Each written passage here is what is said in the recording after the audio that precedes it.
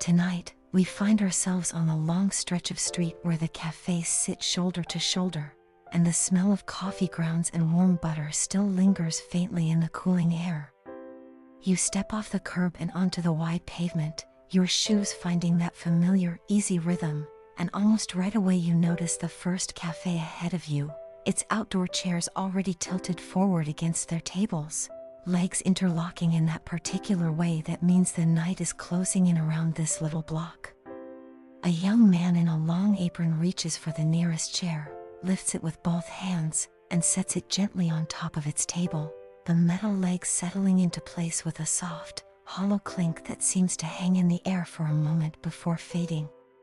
You slow your steps without quite meaning to, letting yourself watch as he moves to the next one, and the next, the whole row of chairs rising one by one like something being folded closed for the day. The awning above him gives a low mechanical whereas someone inside reaches for the crank, and you watch the striped canvas gather itself in slow, even pleats, retreating inch by inch until the pavement beneath it is bathed once more in the plain glow of the street lamp instead of the café's warmer light. There is something satisfying about watching a space fold itself away like this, everything finding its proper place, and you find your own breathing slowing to match the pace of it, in and out, slow and steady, the same way the evening itself seems to be exhaling. You walk on a little further, past the striped café now dim and settling, and the next one comes into view, its door propped open with a small wedge of wood, warm light spilling out onto the pavement in a soft rectangle. Inside, a woman wipes down the counter with slow, wide circles, her cloth catching stray crumbs and a fine dusting of flour that she brushes into her palm before tipping it into a bin beneath the counter. She hums something low and tuneless to herself, more breath than melody, and you catch just enough of it as you pass to feel it settle somewhere pleasant in your chest. Further along, the street bends gently past the old chocolatier's shop, its windows dark now but still faintly sweet smelling if you breathe in deeply enough, cocoa and sugar clinging to the air the way it always does long after the shop itself has closed for the night.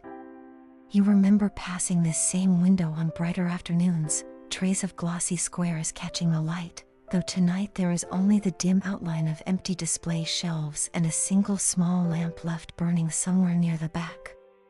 The next café is smaller, tucked between two taller buildings, its outdoor seating just 3 little round tables pressed close to the window. An older man moves between them with an easy, practiced motion, gathering the paper placemats left behind by the evening's last customers, folding each one in half and then in half again before setting the stack beside the door.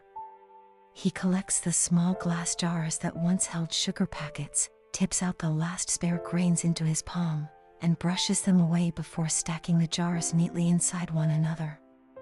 There is no rush in any of it.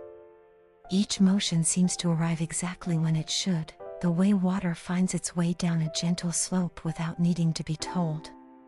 You keep walking, past a narrow alley where a delivery bicycle leans quietly against the brick, its basket empty now, and past the tailor's darkened window where a half-finished jacket still hangs on its mannequin, sleeves loose, waiting patiently for tomorrow's needle and thread.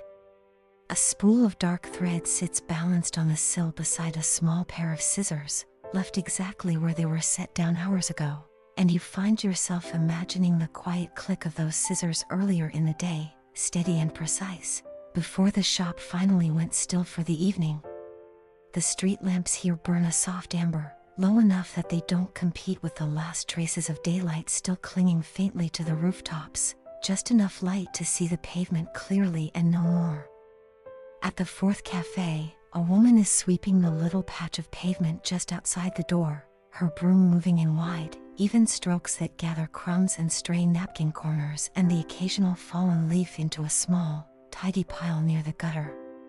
She glances up as you pass, gives a small nod, the kind exchanged easily between strangers who happen to share the same quiet street at the same quiet hour, and returns to her sweeping without another thought.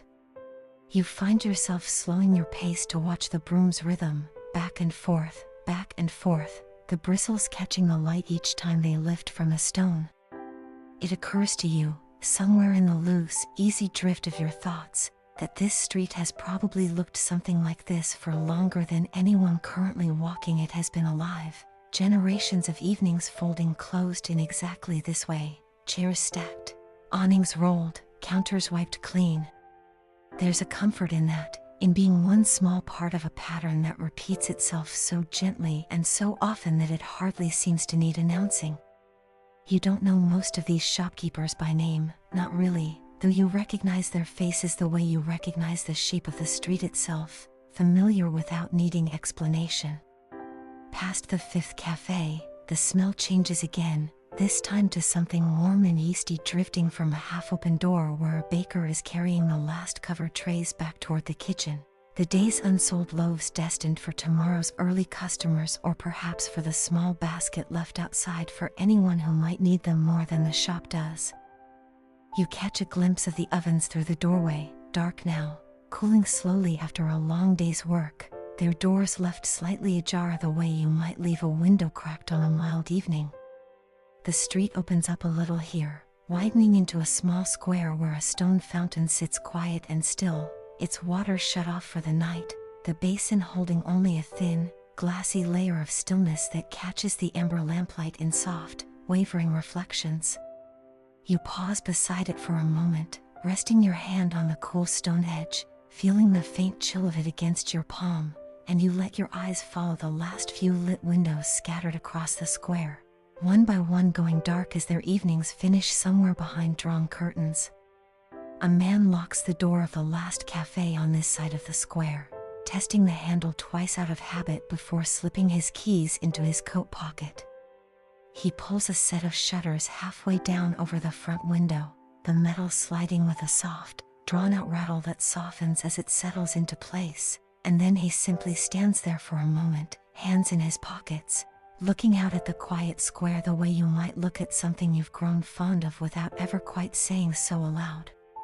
You continue past him, your footsteps easy and slow, the stone beneath your shoes worn smooth in places by years of evenings just like this one. Somewhere behind you, a shutter clicks fully shut. Somewhere ahead, a lamp flickers once and then steadies, casting its small circle of warm light onto the empty pavement. The street feels different now, not empty exactly, but settled, the way a room feels once everyone inside has finally found a comfortable place to rest. Near the far edge of the square, a woman is bringing in a chalkboard sign from outside a small shop, the day's special still faintly visible in smudged white letters before she tucks it beneath her arm and disappears inside. A cat slips out from beneath a parked bicycle, pads silently across the cobblestones, and settles itself onto a warm patch of stone near a doorway, tucking its paws beneath its body and closing its eyes as though it, too, has decided the day is finished.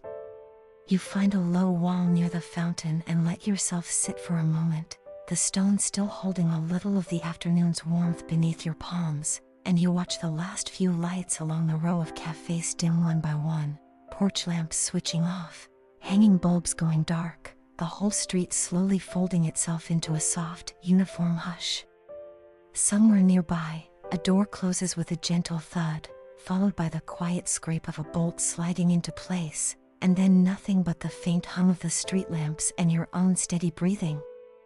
The awnings are all rolled in now, every chair stacked, every counter wiped and quiet, and there's a stillness to the square that feels less like an ending and more like a long, slow exhale, the kind that comes at the close of a day that asked nothing more of anyone than to be lived gently.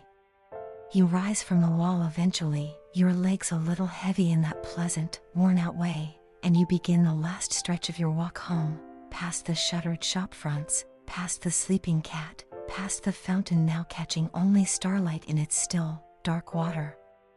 Your own footsteps are the only sound for a while, soft against the stone, easy and even, matching the same slow rhythm the whole street seems to have settled into. You pass beneath the last lamp before the road bends away from the square, its light pooling briefly around you before falling behind, and somewhere in the quiet dark ahead, home waits with its own soft lamp already lit, curtains drawn halfway, the evening folding closed around you the same gentle way it folded closed around every shop front you passed tonight. You climb the steps slowly. The door eases shut behind you with barely a sound. Your coat slips from your shoulders and settles onto its hook. The room is warm and dim and quiet. Somewhere outside, the last lamp along the street flickers once more and holds steady. Your eyes grow heavy. The evening settles. Everything, at last, is still.